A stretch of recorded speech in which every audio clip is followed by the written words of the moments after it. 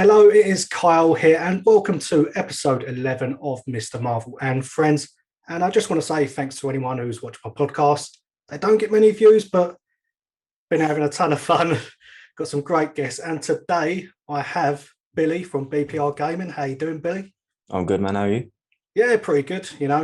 Getting by, getting Good. by. Not been gaming too much. Have you been? What have you been playing recently? So I've been playing Watchdogs Legion's Bloodline over the last week. Yeah, managed to get a review copy of it. So that's literally all I've been playing. Nice. Yeah, you've done a few videos on that, haven't you? Do you just want to tell us a little bit about yourself and your channel and what your plans are? Yeah. First off, I want to call out this mark here. Yeah. If you've seen any of my other videos that I have my face in, I haven't had that. Basically, 2 weeks ago, yeah, mate's birthday party, turned 21. Yeah, got a little bit too drunk. And I ended up just literally walking normally and then boom, face planting the ground. That's why I have a bruise there. Just want to point out now because anyone calls it out. Um, but yeah, what's the question of what I do for YouTube and stuff? Yeah, I mean, you can Got carry on with your drunken stories if you want. oh nah, no. Although I have loads from uni, so that's bad. But yeah, so on YouTube I basically do AC, Watchdogs. Recently started doing sorry. Recently started doing some Spiderman PS5 videos.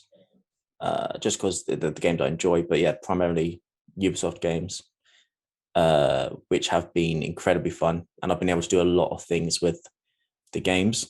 And then, yeah, very recently, just finished uni, so I've been able to put more time into the videos, coming up with some really cool things that are going to be going on the channel in the next couple of months, which are quite big for myself and also quite big for the community.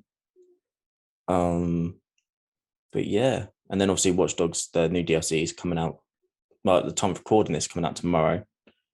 So yeah, I've just been busy doing that, and then work on top, and then finishing uni a couple of weeks ago. So yeah, it's been busy good, times for me. good stuff, mate. I must say, I do like Yeah, your videos, like the quality, the audio quality, even yeah. the thumbnails. I agree with with what you say. Hmm. Like your thumbnails are pretty Oh, you should pretty see. stylish. I change them so often sometimes because I'm just trying to figure out which ones work. So it's yeah, I went for a phase of just copying Jaw Raptors because they seem to be banging views. I was like, cool, yeah, I'll just do that. It's fine, it's fine, it's fine. But then my videos didn't bang. Then switch back to the ones I have now. They seem to be, the algorithm seems to like them a bit more. Yeah, I saw yesterday. I actually got compared to Dan TDM. Just my voice. I was like, I'll take that as a compliment. Yeah, I'll have that very much so. Yeah, mate, you're doing well. Keep it up. Keep it up. Yeah, So, cheers, buddy. what sort of inspired you to start your channel? Would you say? Honestly, I just did it. So I started it years ago back through school when I was in school, and it's just progressed on from there. Like just uploading random stuff. Like the first things I uploaded was Call of Duty Zombies videos that I recorded on my iPod with four of my friends. We were around our mate's house and we just playing split screen zombies. That's what we used to do. And then I just deleted them, which I regret because those were some mad videos. And then I just started getting more into Assassin's Creed. There wasn't what was I say? Assassin's Creed Yep, sorry, videos, yeah. mine went. So yeah, it wasn't until I saw Assassin's Creed 3 at E3. It's when a guy called Tobias Gaming or Toby Games, like years ago, and he was at E3, and he was the first YouTuber to ever host or co-host the event. I was like, oh, this Assassin's Creed, what is that? Oh, it's set in America. That's cool. It's cool. And then I really got into Assassin's Creed. Bought it got all the games for my PlayStation, and then YouTube came from that. So that's sort of what I wanted to do, and then uploaded AC videos, and then Black Flag came out. Stopped doing it then just because it wasn't my thing. Uh, I never used to be a fan of Black Flag, but then now, but yeah, major Black Flag fan. And then Syndicate happened, No, Unity first, and then Syndicate was the big jump off point for me. That's when I really got into making the videos. If you go back to my channel, there's like probably 100 plus videos of Syndicate when it's called AC Victory, different leaks, different gameplay. And then from that, I had around 4,000 subscribers, but I got to go to some events for it, invited by Ubisoft. And yeah, it was just insane. And I really enjoyed it. And from that, it then turned into this, which is what I do now. And then more events. And then, yeah, Bloodline and doing stuff. That was a kind of mismatch of things that have happened. But yeah, one funny story I will say is that at the AC Syndicate event, there's a thing in AC Syndicate called Juno events, which if you have to go along the River Thames, there's just this massive Juno hologram. And I uploaded that onto my channel. They said we could upload content, we could upload free roam content. So in my mind, I was like, oh, cool, this is free. It's just free roam. Didn't complete the mission. And then instantly emails just, Billy, we need you to move that, please. Oh, remove what? You got the video up there right now. Yep, remove it, please. Okay. Wow. Yeah, so then I think I was on Ubisoft's naughty list for quite a little bit after that. But they still give me a copy of Syndicate. I got to go to their studios, pick up the copy. They had a massive Arno statue in the front office, which is pretty cool. And then, yeah, Origins, Odyssey, Valhalla, and then joined the Mentors Guild last year, which is pretty cool. Wicked.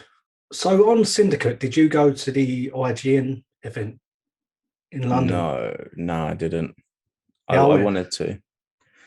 I was lucky enough to get a ticket for that somehow.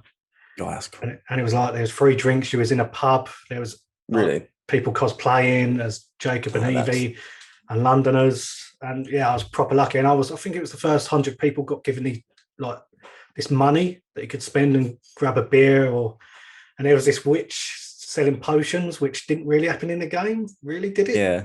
No. I don't think so, which was a bit weird. That would have made more sense in like Valhalla. But yeah, than anything. Yeah. But yeah, there was fighting going on, like pretend fighting, and yeah, it was a cool event. My favourite thing about Syndicate, cool. Syndicate was that event. But yeah, so you said you started playing it from Assassin's Creed 3, did you say? That's when I got into the YouTube side. So I played, obviously, how I actually started getting into gaming properly was when I had my Xbox 360. I had a game called Mirror's Edge, which is my number one game of all time. Like, I love AC, love Watchdogs, but Mirror's Edge for me is my number one game of all time. It just is. But then I was on my mate's house and he was playing Assassin's Creed 2. And I was like, obviously, let's have a go. And it had parkour, which was good for me because I love Mirror's Edge parkour. Fighting. I never saw this type of game before. I only used to play racing games and then Mirror's Edge. And this was kind of new for me. And I just got playing it. And I really liked it. So then went home. I was like, but Mum, can you get this for me, please?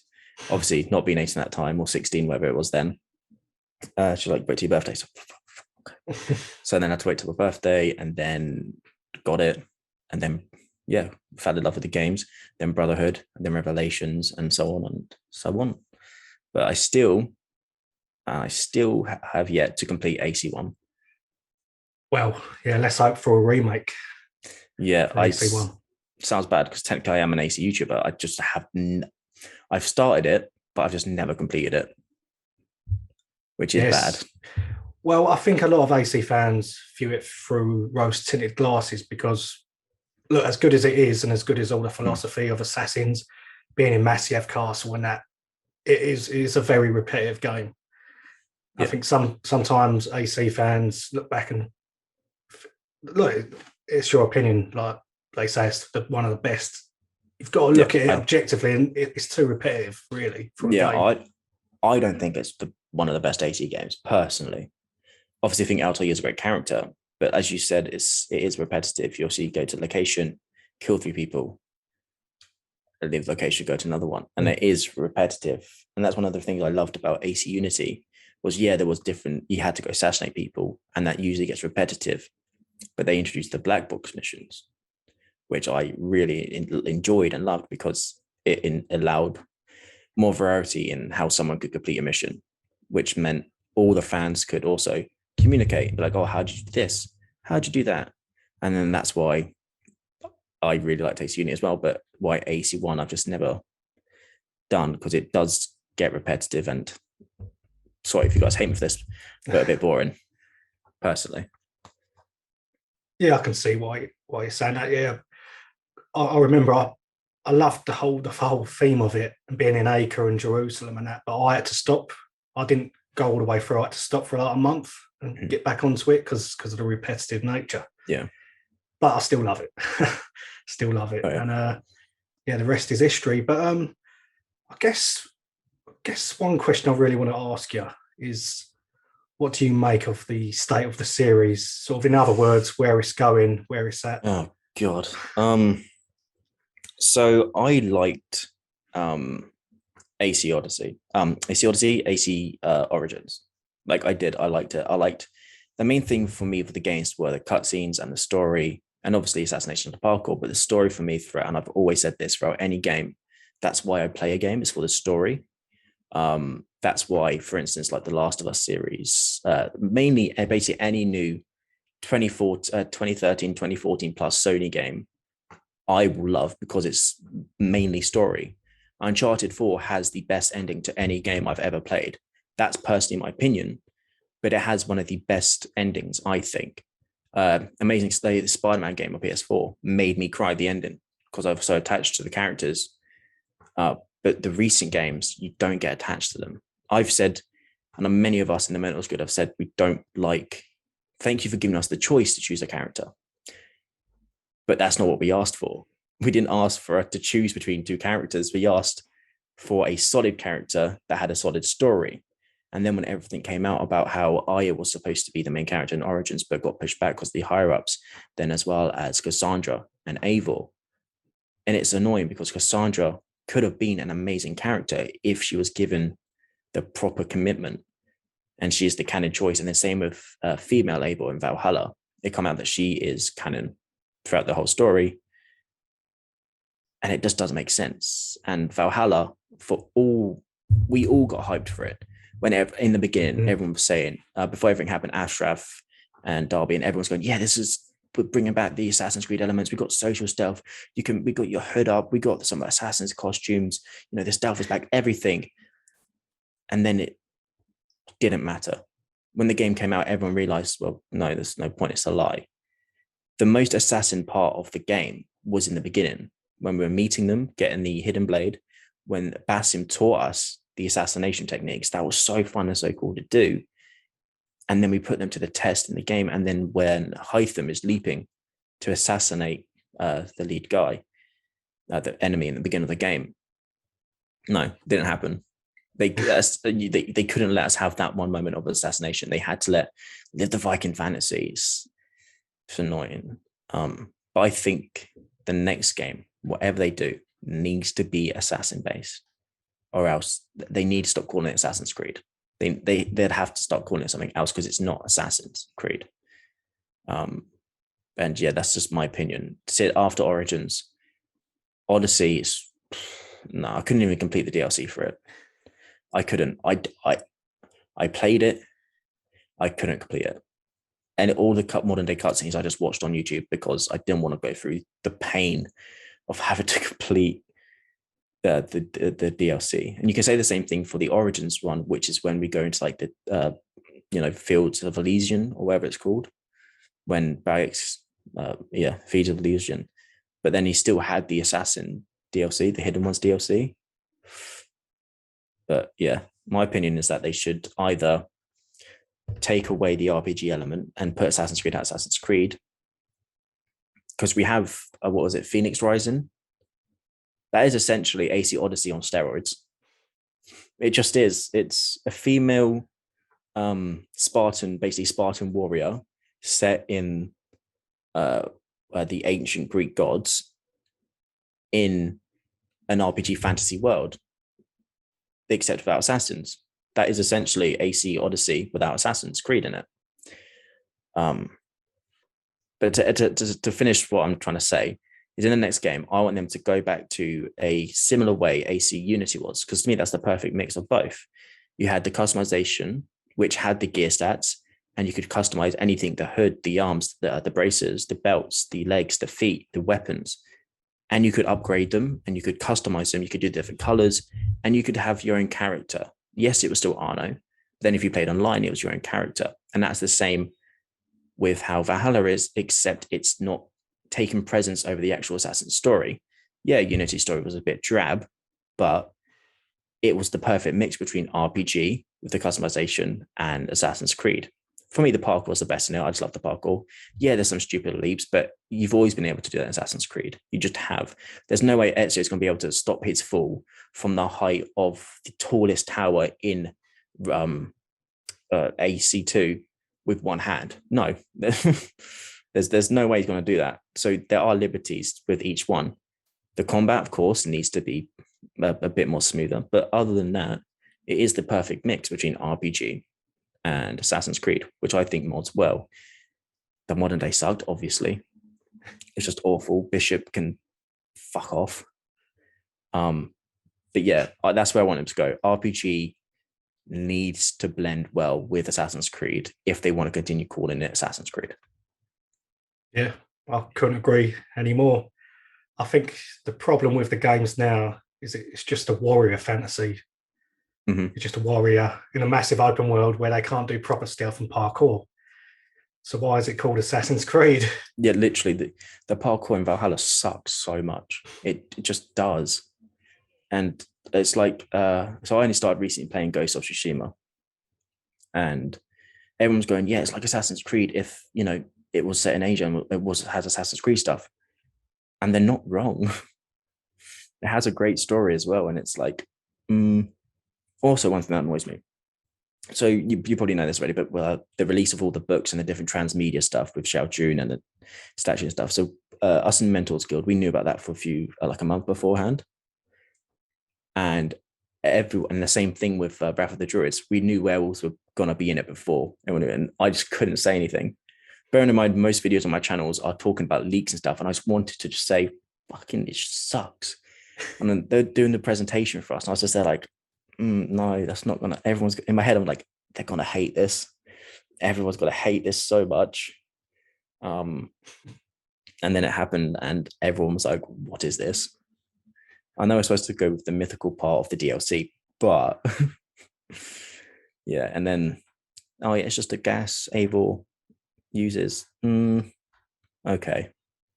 Yeah, it's bad, really.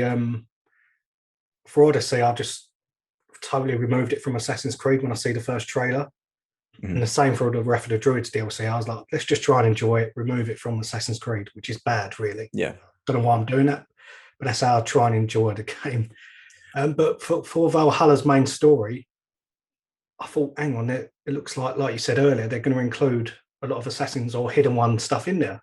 It was just a bit at the start, and then the rest of the game is filler arcs with political stories, really, isn't it? That's all it is. And then as soon as you get like 10, 20 plus hours into it, it starts to become repetitive, like AC1. That's how it's got back to. So you start off, oh, cool, this new pledging system, nice, we can go do what we want. No, you can't do what you want. It's still a linear driven system. You still have to go here, do this, complete this mission, one person, go back, complete mission for another person, and then another person, and then you unlock the pledge, and then you go back to Ranvi and rinse and repeat the process. And that's how it is throughout the entire game until the ending. I don't know did you want to talk about the ending as well, or? Yeah, sure. Yeah. So I did love the fact that they included more Isu stuff into it. I love that because that is Assassin's Creed. Isu is Assassin's Creed. That's how most of this modern day story and how everything works together. The Isu are a major part of it. And the way they laid it out, how Eivor and Basim and all stuff has all these different abilities, it does make sense because we know sages are just reincarnations of different people, of Maita, I think. I'm not too sure my lore, but it did make sense. But then traveling to Asgard, and then traveling to Jotunheim. Now, while it was fun and it was cool to see some different things, it was stupid to say to fans, yeah, cool, yeah, this easy stuff. And it is, and at the end, obviously, you get the little clips of Loki coming in and destroying Heimdall or whatever.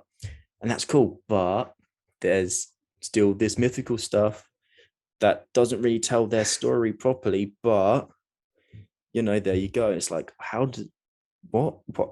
You gave us a pretty cool story of the Easter in the main story, but then Asgard. Okay. And then also Alfred isn't actually a villain at all, which is stupid. Then he wants to create a new temple or whatever Christian. I was like, what? Okay.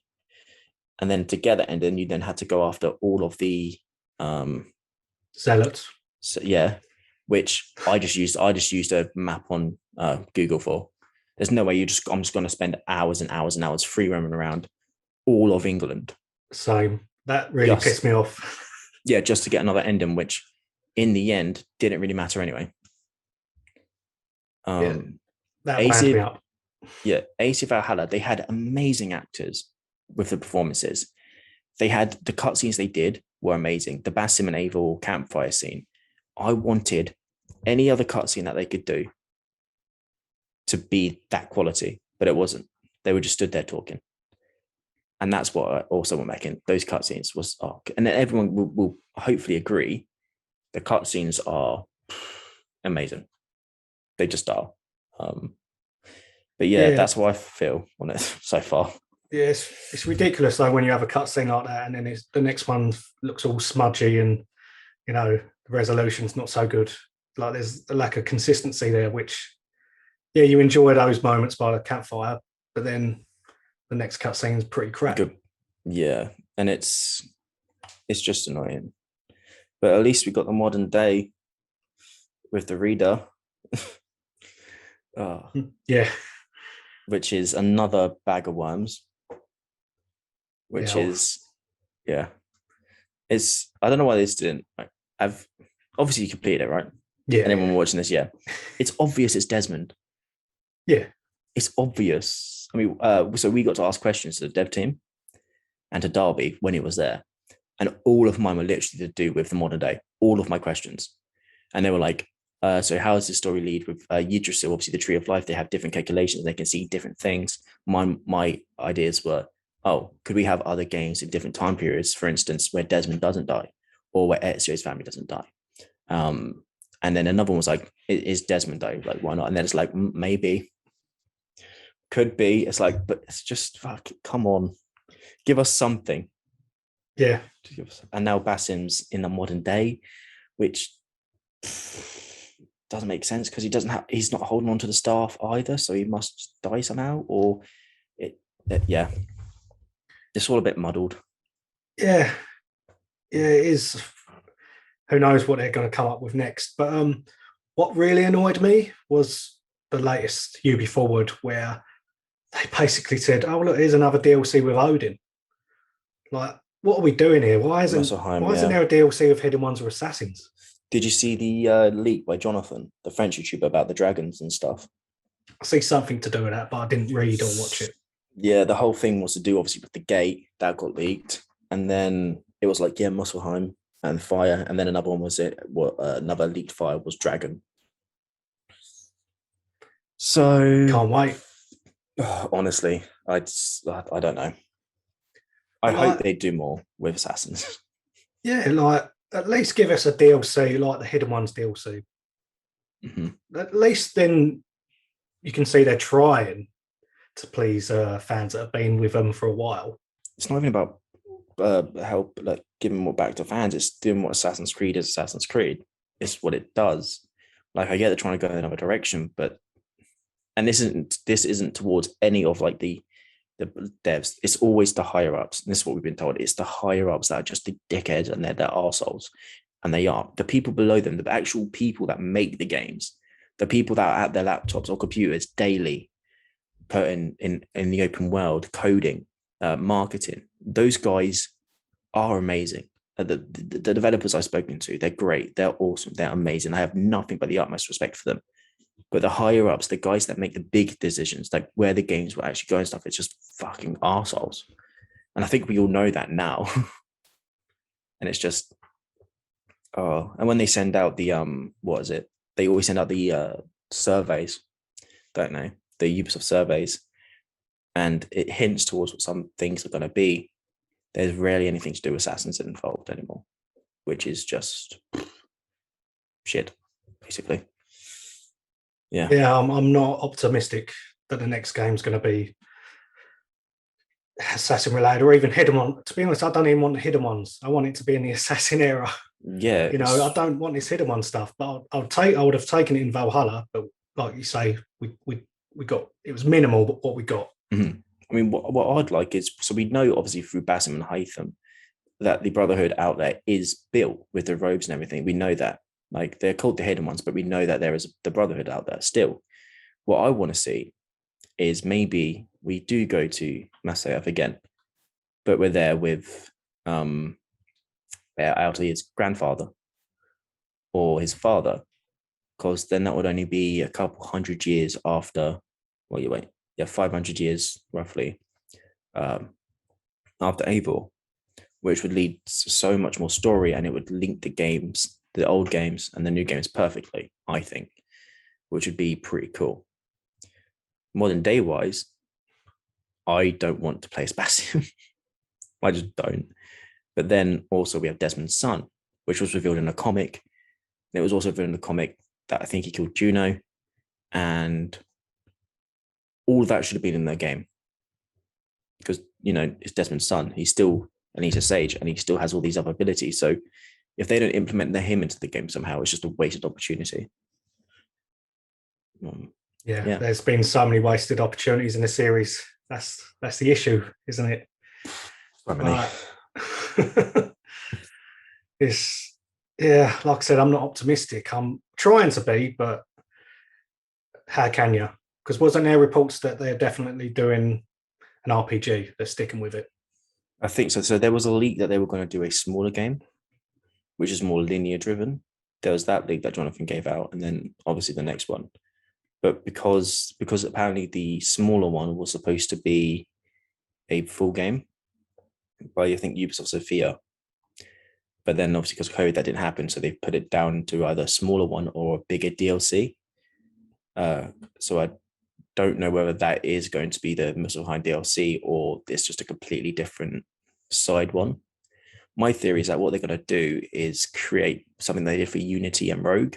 They create a game, an AC game for the next gen consoles only, and then have one for the previous generation. Then the one for the previous generation will be more of the linear, smaller story. And then the one for the newer consoles will be the bigger RPG open world one. That's my idea. I'll take that if it's a proper Assassin's Creed story, you know? Yeah, honestly, I just... Yeah. I think the problems began, I know you said you sort of like Syndicate and Unity, but they wasn't that well received, and they were Assassin stories. Plus you had the movie that wasn't very well received. So obviously they're thinking, let's just take out the Assassin bits and make it this Viking fantasy or this Greek fantasy, you know, because they are really interesting time periods. Yeah. Same with Origins and the ancient Egyptians, although it's the end of the ancient Egyptians, but yeah. Then the the smaller games, the Chronicle series, I really enjoyed playing those, just because it was nice to see different time periods and different eras. So obviously you had Chronicles China, Russia, India. Those were so cool, and they were so different as well. Like each game didn't look similar because of the different color palette they had. India is one of the AC Chronicles India is one of the best looking 2D 2.5D scrollers I played. It's so vibrant, it's so nice, and it's just cool to play. But talking about the AC movie, the Netflix series. So I think it's been confirmed that the lead writer for the Vikings Amazon TV show is the lead pen on it. So he's writing it. So I just don't know what they're going to do with it if they're getting the lead writer for Vikings to write an Assassin's Creed story. Obviously, he's a professional writer, so he knows what he's doing.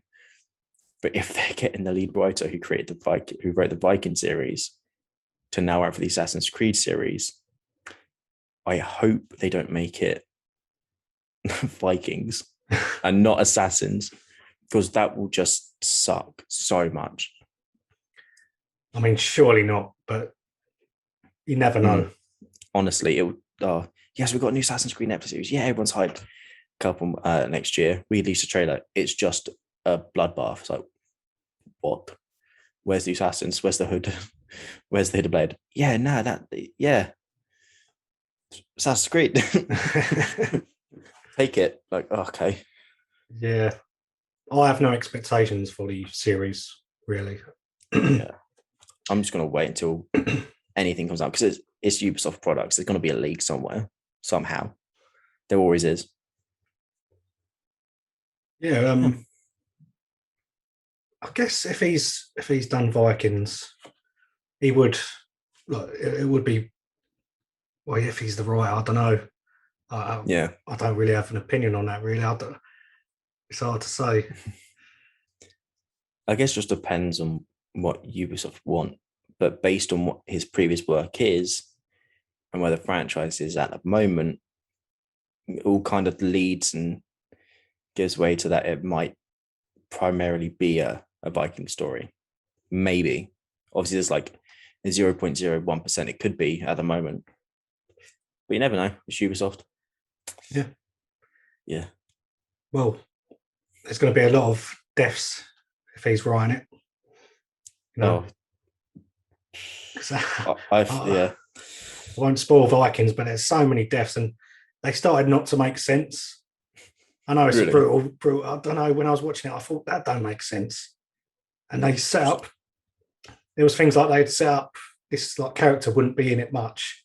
Then they'd be in it loads for like 1 or 2 episodes, so you know they're going to die. It was a lot of that sort of stuff. It's like get an emotional connection. Then nope, sorry, he's dead. Yeah, that kept happening. Oh god. Yeah. Guys, and that's like this one, like the AC one, just everyone dying. Yeah.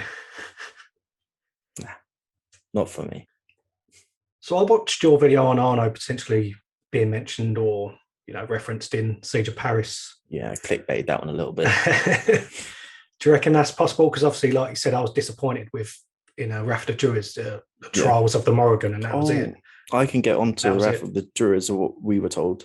I thought what was going to happen in that, because that pissed me off as well. So yeah, basically for the video, the whole premise was just talking about how there could be a little Easter egg to him being in the game. Obviously, I clickbaited it a little bit, which I think worked. And it just, yeah. So basically, I want there to be just some acknowledgement of there is going to be acknowledgement of the assassin being there, but I want there to be an acknowledgement of Arno's lineage, because we know his father was an assassin. We then know, obviously, his father tried to take a title of Templar, so we know both of them have bases in Paris at some point in time.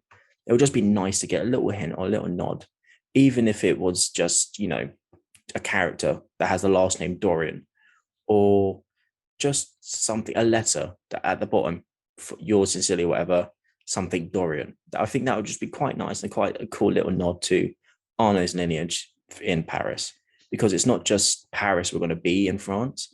We're going to be to a bunch of other different, well, obviously in England we say counties. Yeah, there's going to be a bunch of other different counties in France we can visit and travel to. So it'll just be cool, I think, anyway, to it. Yeah, I like stuff like that.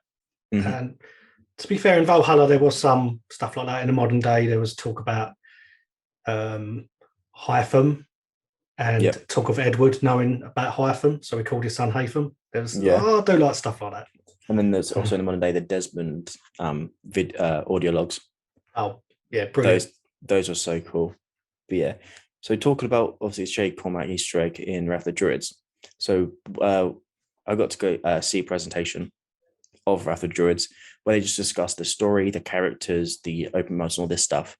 And then at the end, we got a Q&A. So we got to ask a bunch of questions. Obviously, the main one was, is there going to be any modern day? Obviously, they're like, no. Just straight away, they're like, nah, not in this one. This one's mainly Abel's story. We're like, okay, fair enough. They want to just give something to Abel. Other than the mystical elements or mythical elements, will there be anything to do with Isu? And they really pushed on the Isu presence in the game. So that's why I got hyped up about it. because like, oh, cool, there's gonna be more Isu stuff. This is great. This is what we fans have wanted, as well as assassin stuff. They really told us that it was going to be an Isu-based story. Then, of course, the ones who came before, Cole, he uploaded, put on his website a list of different stuff that could be to do with the Isu that is around Ireland during that time. And then also there was its goddess that created these. So we're like, oh, cool, that could be a new Isu, a new ECB, and that gave us, there was a sword that is the sibling to Excalibur, which of course we saw in Valhalla. So that was a like big tick on our list going, oh, that could be cool. Yeah, that could be the mythical weapon we get in the game. That'd be sick. And then there was this thing called a cauldron. Then we had something else we can't remember. And then there was the spear. Then there was a stone. And of course, the stone is prevalent in the game, in this DLC. That's where all the kings go to get crowned. And we were just all theorizing, yeah, this could be cool. They could do this with this. There's this cool new Isu stuff. And then it turned out to not mean anything. During the DLC, obviously, Kiara started making little hints towards her lineage, about her family, about how, they could do different things, how they had different abilities. Or in playing it, we're like, oh, cool, yeah, she could be, a reincarnation of this Isu god. No, just a crap little boss fight at the end of the game. No big deal. Stone got destroyed. Sick, cool. That's it. And I was just there. No. And then the Shay Patrick Cormac Easter egg, they told us it would be very difficult to find. They're like, there is one there for him, but it's extremely difficult to find. We're like, okay, right. So all of us, obviously, the Access the Animus, the guys, they're insane at finding stuff. And then obviously the EC language, they're insane. Like, I don't think anyone's on their level. But yeah, all we got was Trials of the Morrigan, which was the most blatant shout out ever. And I searched that, like, before the game came out, we got early copies. I played that DLC constantly upgraded everything, did all the stuff in Dublin, Connacht, everything, nothing. We also asked them if there was going to be, just a little pot of gold at the end of the rainbow, because there's a rainbow in it. There's going to be little leprechauns. They're like, well, we have to find out. Nothing. Tried traveling to the rainbow. Nope, went out of bounds. So, yeah, that's my thoughts on what we got told. So you love the DLC then? Don't, honestly. Some parts were great. Like, I thought it was a better open mind. I thought it was a better environment, color-wise, and just overall wise than England as a total place to free roam around. I thought it looked great. Again, voice acting I thought was good. The story, here or there, didn't make sense why Abel's only just finding out about his cousin being the king of Dublin and so on. Okay. Yeah. But the beginning mission to set up the actual, place to get there was so annoying. Just, oh yeah, cool. Hytham. Yeah, this is my friend. She come from Dublin. Oh my God, more hidden one stuff. Yes. Yeah. Cool. Go do these 2 missions. They're thousands of meters away. Yeah, but you have to do it to, get us some stuff. Okay, no, get us some stuff. No, you just have to build our hut. Okay, you get in there. Oh, you're going to get us some more assassin stuff. No, this is just where you can come and upgrade and, I'll just give you some gear. Assassin gear? No. Yeah. Okay. That sums it up. Yeah. It's like we all get so hyped, like hype, and then it releases and we play it. Like, well, they lied about that. That wasn't true. That didn't happen. That was awful. And that just seems how it's gone at the moment. Yeah, I'm the same with Valhalla. There is some good stuff in there, but overall, it's not what I wanted. And I remember the first trailer for it. I don't know much about Norse mythology, so I thought Odin was a mysterious assassin, and I was like, well, hyped. I was like, that's an assassin. He's going to teach him the ways. But then someone told me, oh, it's Odin. Yeah. And then obviously the game explains that trailer. So you thought that? You thought that was like an assassin? Yeah. The first time seeing it, I was like, oh, okay, cool. So obviously we've got Vikings. Yeah, we know they've got their different gods. And then in the back of my head, I was like, oh, okay, these would be Isu gods because it makes sense in Assassin's Creed lore. It just does. But then, yeah, there's just some guy in the middle of a battlefield that looks to be a bit like a Viking, but had the hood up, had the beard. It's like, oh, no. Yeah. Okay. Then that whole, when you have to fight him, it's just, some things are just pointless in the story that don't need to be there. I mean, it took like 60+ hours just to complete the main campaign. It doesn't need to take that long. No way. I kept saying that. You can take away 60, 65 hours of that story. Yeah, literally. A lot of people say that, it's all a part of Eivor's progression as a character and her story, but how can you go from being curious about the hidden ones to all these filler missions and realizing you don't want glory anymore? Or it's like, I think some guys over the Four Pillars mentioned this. It's like, how can Eivor suddenly go from trying to get back her stepbrother, adopted brother, Sigurd, after being captured? No, he's been captured. Oh my God. Right, let's go make some pledges. Let's go do some missions up. We'll go to York. Yeah, do some missions. Yeah, okay, that's fine. Then 10 hours later, no, we need to get Sigurd. Oh my God, it's been weeks. I know what I do. I love him so much. I'm gonna make his wife cheat on him. Okay. Some things are good. Overall, I do like Valhalla, but not as Assassin's Creed game. But most of the story just doesn't make sense in a way that it should easily make sense. You know what I mean? Yeah.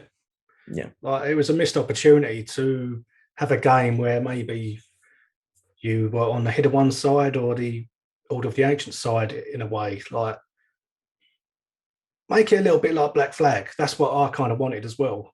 Have a little tug of war between the two factions. There's some internal conflicts in there, but there was none of that. It was just his two assassins. Cool. Yeah. One of them's actually doing all this just to get revenge. Oakley dokley. That's what they did. They obviously, Hidden One's goal was to take out all the Horde of the Ancients, and Eivor's goal was to pacify England. So their sort of paths align to kill all these members, and that's it. But I wanted something a bit more complex than that, you know? Yeah, and then obviously the end, the main guy you think is, you just let him live. Okay. And he forms probably would form what the Templars are. So, okay. I get in his, throughout history, Alfred is called Alfred the Great for a reason. But yeah, if you're going to make him the main, make him appear to be the main villain throughout all of the marketing, at least make him a villain, because he wasn't in the game. He wasn't. Yeah. There's just so much stuff they could have done with the characters and the story that they just didn't do. Yeah, because the older games do more with the characters and they're much shorter. So what was Valhalla doing for all that time? Literally, it's just the open world filler stuff. Yeah. Yes, side quests. It wound me up because it sort of made me sort of realise this isn't for me anymore, which is a shame. And then I mentioned earlier the UB Forward thing where there's another Odin DLC instead of Hidden Ones. Like, what are we doing here? Yeah. What are we doing? I completely get that. But then from my perspective, I like obviously still covering the games.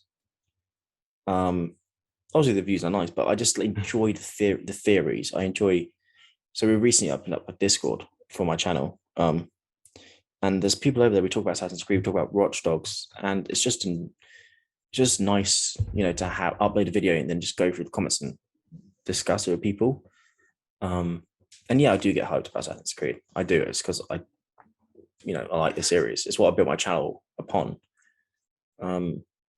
Yeah, I just hope and wish that at some point they realize that maybe, we can't compete, although they can, because AC Valhalla is the best-selling AC game of all time.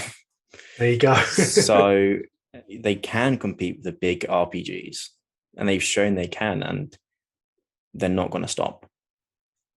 They won't stop until it stops selling, which I don't think it will. I think it will continue selling. depending on when they go next. Well, yeah, that's the thing. Is the settings are very interesting. Like the last three are very interesting time periods, and if the next one's in feudal Japan, which is really big now because of the recent games like Ghost of Tsushima and that, it's going to sell because people love those time periods, and that's what their aim is, to get these interesting time periods. Focus on that and not the assassins. That's what the game is, isn't it? Really, literally. But then obviously with the second year, which is the third DLC, so this will be this year of the DLC. It's obviously the first year. So we've had all the different festivals, the mastery challenges, and then we've had the Wrath of Druids, and then we're getting Siege of Paris. In the second year is when we're getting the third DLC, and if that does well, then I'm pretty certain they're going to continue doing these separate years. So year 1, year 2, and then either release a new game or continue Avel's story in year 3 with this DLC. And I personally don't want that to happen. Don't get me wrong, I love continuing stories with characters. There's nothing I hate more than you play a whole game, you get to know a character, you like the character. I do like Avel's character. I do. And then you just change. So like with Black Flag, I liked playing as Edward. Then we pretty much never got to see him again. The only time, and then with, what was it, AC Rogue, that was the third time we saw Adewale. Because we saw him in Black Flag, we saw him in Freedom Cry, and then of course in Rogue we were hunting him down. But yeah, I like continuing a character's progression. Just when Assassin's Creed is attached to it, make sure it's about assassins. If that makes sense. Yeah, it would help, wouldn't it? Mm-hmm. So yeah, have you got anything else to add on this sort of topic? We've sort of just let the conversation flow a bit, but yeah. About Valhalla? Yeah, Valhalla, the future. Not too sure. I am excited for the what was it? Fucking hell. It was in Odyssey and Origins. The Discovery Tour, that's it. I'm excited for that. Yes. I am. That's what I really did like about the previous games. Because not only was it cool to change it to just a random character throughout the game, it was just cool to actually learn. Because that's what Assassin's Creed is also about. It's about learning about the time period. And and everyone has to give it to Ubisoft. They've upped that with the Discovery Tour. They just have. And I personally may or may not have something to do with that. Oh, in the next one, may or may not, but yeah, that's what I'm about to say. Yeah, I agree. That's a great education tool, and it's unrivaled, really, isn't it? To have that sort of massive open world learning tool. It is amazing. And it's like people can't. So when I was in year 9, we were we were learning about the Boston Tea Party and the Boston Tea Party massacre, and obviously in AC3 that happened. Obviously, the throwing of the tea into the boats, and then the Boston Town Massacre, with them shooting, that did happen. If they had the Discovery Tour back then, my God, would I have used it to get through that lesson in history? Of course I would. Why? Because it's actual history. Yeah, it's part of a game, but it's still coming like from a book or website. Like, how would you rather teach a kid in school? Give them a textbook to read, where they'll probably get bored and end up messing around. Or give them a game where they can run around an open world, but actually learn something, interact with the world, and find out more. And I think this Discovery Tool is a great learning tool that should, and this is, I know I should, I'm a guy that just done uni and then now I do YouTube. But it is something I think they should introduce into schools somehow. I know they've only got, obviously going to have 3. So obviously England, ancient Greece and ancient Rome. No, Egypt. But yeah, use it. Like, it's a brilliant tool, and your students won't get bored. Yeah, because they're not just reading something, they're actually looking. So yeah, that's my thoughts on it. Yeah, I agree. I think some colleges and unis have used it. I think I remember reading an article when the Origins one come out. Mm-hmm. I'm sure some educational sectors use it. But yeah, I think we'll wrap it up. That was a really good chat, to be honest. Yeah. Cool. With all my podcasts, I feel like I could talk for hours, but we try and fit it in an hour. Can't be here all night. Buddy.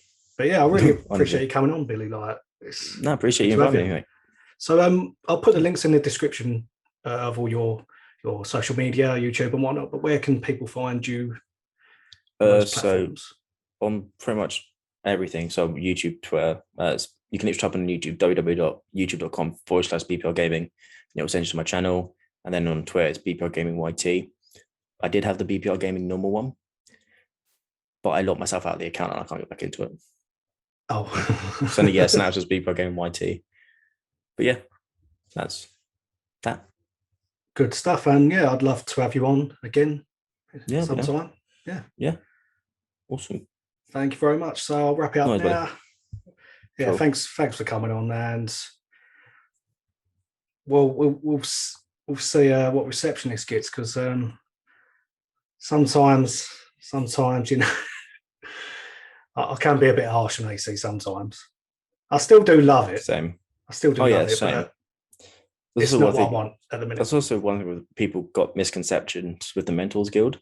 They think we got chosen because we basically bum like Assassin's Creed. No, you should see like people going in on the devs in like the Discord we're in. Honestly, if something comes out, for instance, with the werewolf instance, my God, people went in on it.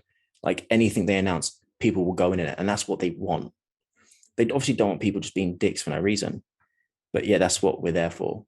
To give them dead honest feedback. So if we don't like something, we'll be like, you know, that shit, people won't like it. Like dead honest. You can't have that in it. Why? What do you mean why? Fucking look at it. Like that's how honest we are. Yeah, I just want to finish off this. That's what Ubisoft want. So honest fans, just don't be a dick. Exactly. Type thing. Yeah. Exactly. Couldn't have put it better myself, mate. Well, yeah, thanks to anyone who's watching. Don't forget to like and subscribe, and see you soon. See ya.